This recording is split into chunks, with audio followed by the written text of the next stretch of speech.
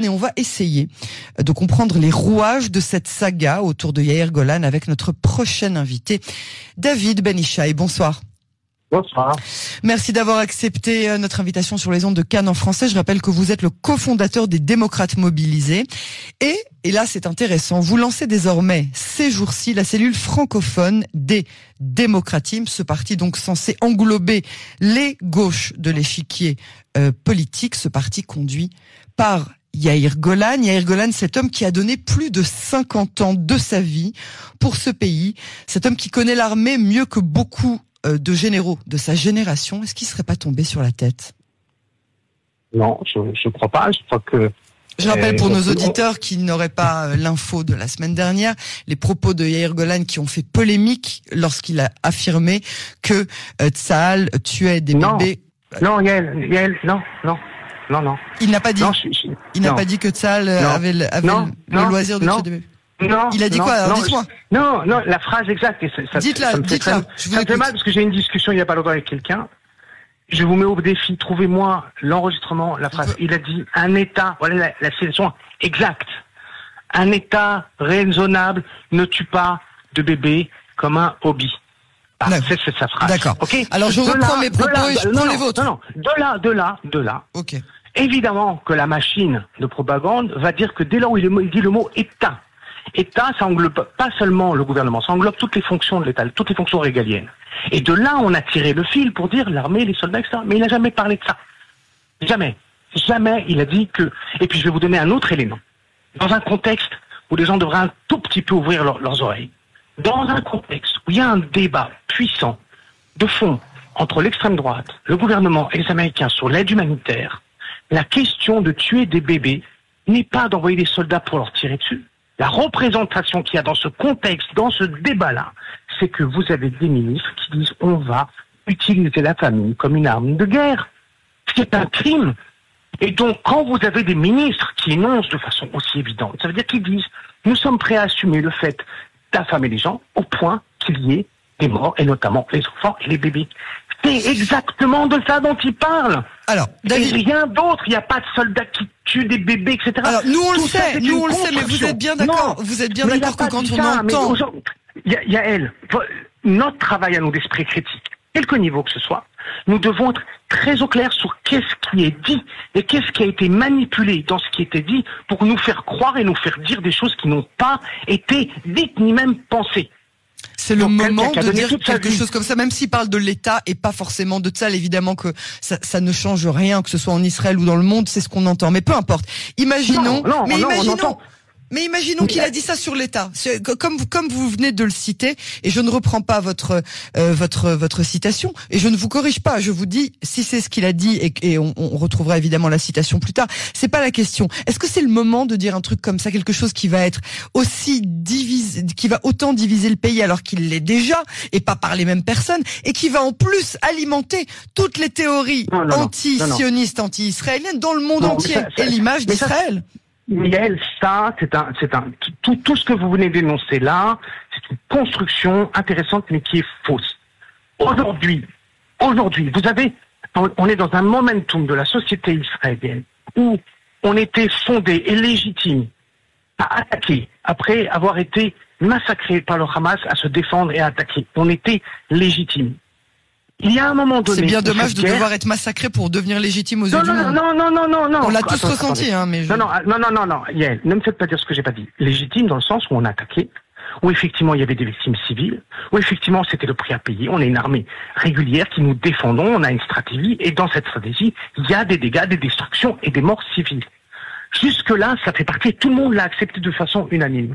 Ce que dit Golan au moment où il le dit, et il dit ce que les Israéliens commencent à prendre conscience, ce que le monde entier commence à dire ça ne va pas, c'est qu'à partir du moment où vous étiez en négociation pour libérer et arriver à un accord et que vous reprenez la guerre, la question qui émerge n'est pas seulement de nos otages, n'est pas seulement de nos jeunes soldats qu'on met en danger, mais là tout d'un coup arrive de façon flagrante la question d'une guerre dont la légitimité est remise en question avec évidemment un élément supérieur qui arrive, qui n'était pas jusqu'à présent, la prise de conscience qu'il y a des populations civiles qui tombe, et je peux vous dire qu'il a dit ça 2 jours plus tard, dans une attaque, 9 enfants et bébés sont morts.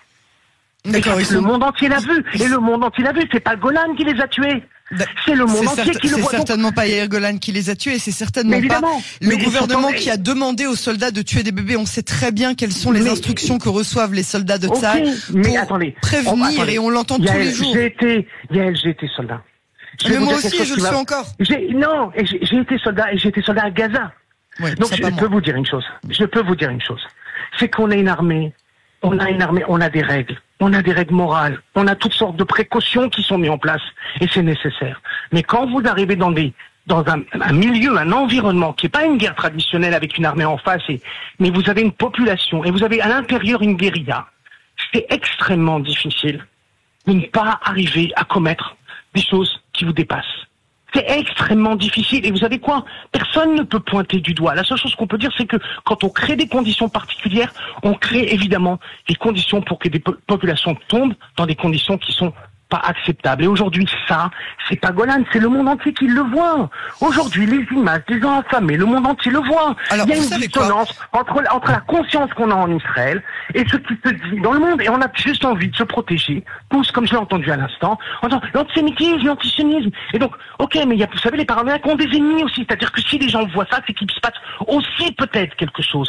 Peut-être que aussi on aurait à se remettre en question. Et la première chose qu'on a à remettre en question, c'est cette guerre, cette continuité. Alors, vous savez quoi, le job de l'opposition, et ça c'est irrévocable, et ça personne ne vous dira jamais que ce n'est pas le travail de l'opposition, c'est de critiquer le gouvernement et d'y donner une alternative, et ça c'est... Il n'y a aucun souci. Mais est-ce que c'est une manière aujourd'hui de s'élever? Parce que, je l'avoue, une opposition comme celle de Yair Lapid ou celle de Benny Gantz est trop... elle est largement critiquée en Israël et dans le reste du monde. On ne l'entend pas assez. Et celle de Yair Golan, on l'entend. Et je suis la première à dire qu'effectivement, une opposition doit faire écho à la voix du gouvernement. Est-ce que, en s'élevant aujourd'hui comme un éventuel futur candidat contre Benjamin Netanyahou, est-ce que c'est maintenant et de cette manière qu'il faut se mettre en campagne, selon vous? Oui. Premièrement, je ne révoque pas Vous savez quoi, à la réponse des mensonges et de la haine, il faut dire la vérité, il faut dire les choses telles qu'on sait, telles qu'elles sont. Et il faut dire que cette guerre, elle est en trop, qu'on a des otages, que ça doit être la priorité. Il en va du contrat social israélien. Il en va de la vie de nos soldats, de nos jeunes soldats. Parce que vous savez ce qu'on est en train de dire? Moi, je veux dire, ce qui est encore beaucoup plus grave pour tous les parents qui nous écoutent, et pour tous les frères et sœurs qui nous écoutent, c'est que le monde nous regarde et nous jette l'opprobre. Mais nous, en Israël, on a nos gamins qui arrivent. On a nos frères et sœurs qui arrivent à l'armée. Dans la rue, dans les sondages, on dit qu'il y a 60% à 70% des gens qui veulent pas la guerre et qui veulent en priorité le retour des otages. Vous avez des gens qui ont fait 200, 300, 400 jours et qui sont fatigués. Vous avez 80% aujourd'hui qui sont des jeunes sadirs, des conscrits, pas des minouïs, qui sont à Gaza. Et vous savez pourquoi? Parce qu'ils n'en peuvent plus. Ils ont fait 100, 200, 300. On n'est pas un État qui est capable, qui a la possibilité de se battre indéfiniment. Et puis ensuite, je vais vous raconter une anecdote d'il y a 2 jours. Un de mes meilleurs amis me raconte, son fils, Tsankhanim, 4 mois. Ils reçoivent un ordre de Matkal pour aller à Rafia. Les parents sont montés en créneau, ils ont dit, no way! Les parents ont dû monter à Matkal, dire, c'est pas question que vous envoyez des gamins de 4 mois d'armée qui aillent. Ensuite, en parallèle, vous avez des dizaines de milliers d'orthodoxes qui refusent de faire des lois. Non, ce que je suis en train de vous dire, c'est que on est en train de taper du poing sur la table pour dire ça suffit cette guerre, ça suffit, ramenons les otages. Mais alors, faites le job de l'opposition. Nous sommes en train d'abîmer non seulement notre image, mais à la rigueur, peut-être que notre image c'est pas la chose prioritaire en ce moment. Ce qui est fondamental en ce moment, c'est l'état dans lequel on est en train de mettre la société avec des discours messianiques. Vous avez entendu Smotrich hier.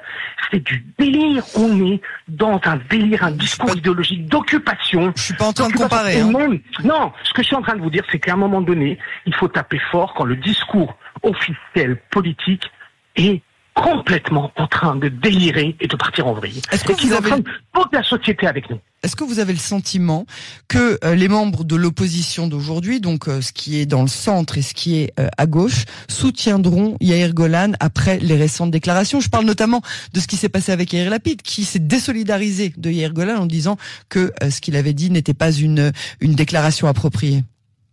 Vous savez que je vous dis, Ariel, la politique, c'est la politique. C'est-à-dire on oublie le train passe. Ça me rend extrêmement triste, ça me rend amer. Je pense qu'il y a des moments, vous savez, un leader, on le juge à la hauteur des situations complexes, de tensions auxquelles il doit se confronter.